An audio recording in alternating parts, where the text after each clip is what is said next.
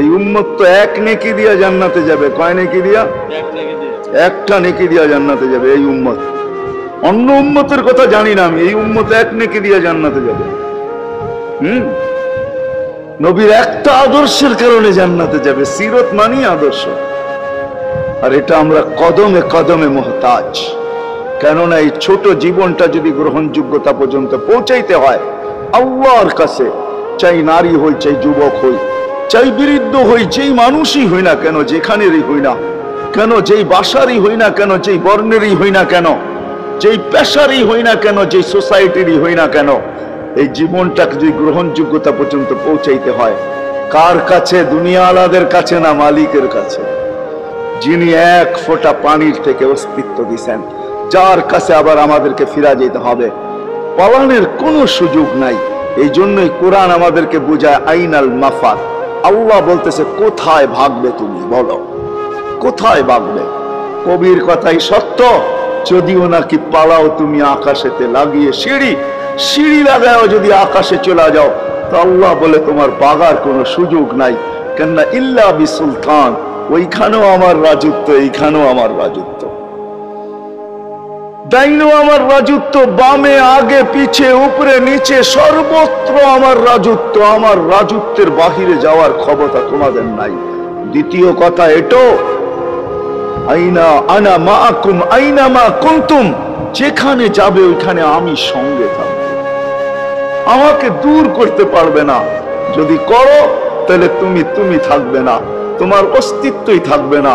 কেন আমাদের ভিতরে আল্লাহ নাই বটে, কিন্তু আল্লাহর একটা পাওয়ার আছে যেটাকে রূহ বলে।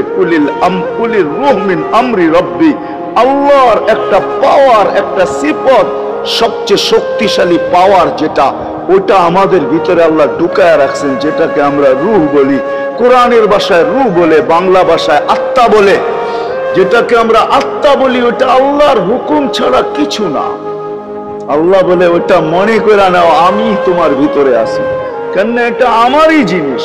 কুলির রূহ মিন আমরি রব্বি, আমাকে পৃথক করলে আর তুমি থাকবে না। তখন তোমার চক্ষু থাকবে আইন লা তানজুর, তোমার চক্ষু থাকবে দেখবে না। উযুন লা তাসমা, কান থাকবে শুনবে না। লিসান লা তানতিক, জবান থাকবে কিন্তু জিহ্বা থাকবে কিন্তু বলবে না। আকলুন লা তুমাইয়িজ, তোমার মগজ থাকবে ভালো মন্দ বুঝবে না। কলব লা তাতাফাক্কার, দিল থাকবে কিন্তু চিন্তা করার ক্ষমতা তোমার থাকবে না। ইয়াত লা তাফতিশ, হাত থাকবে ধরবে না। রিজল লা তামশি, পাও থাকবে চলবে না। তুমি হবে লাশ। আল্লাহ পর্যন্ত যদি গ্রহণযোগ্যতায় পৌঁছাইতে হয়, ওইখান থেকে বাহির হয়ে গেছি, ভালো তো বাসি কিন্তু আগেরটুকু জানি না। ও মেরে দোস্ত, শুধু ভালোবাসলে চলবে না। আবু তালেবের চেয়ে বড় ভালোবাসা আপনার আমার ছিল না। সাহাবাদের মতো ভালোবাসা আপনার আর আমার নাই। আছে নাকি? হ্যাঁ, আবু তালেবের মতো ভালোবাসা ছিল। চলেন শর্ট করি। আবু তালেবকে নিজের হাতে আল্লাহ রসুল কবরে রাখছেন। যখন রাখতেছিলেন তখন চিৎকার দিতেছিলেন, আম্মি মা তারাক্তালি সাবিলা, চাচা কোন রাস্তা রাখলেন না আমার জন্য। বলছিলাম কলেমা পড়েন, পড়লেন না। বলছিলাম ঠোঁটটা হেলান, হেলাইলেন না। বলছিলাম চুপ থাকেন, তাও থাকলেন না।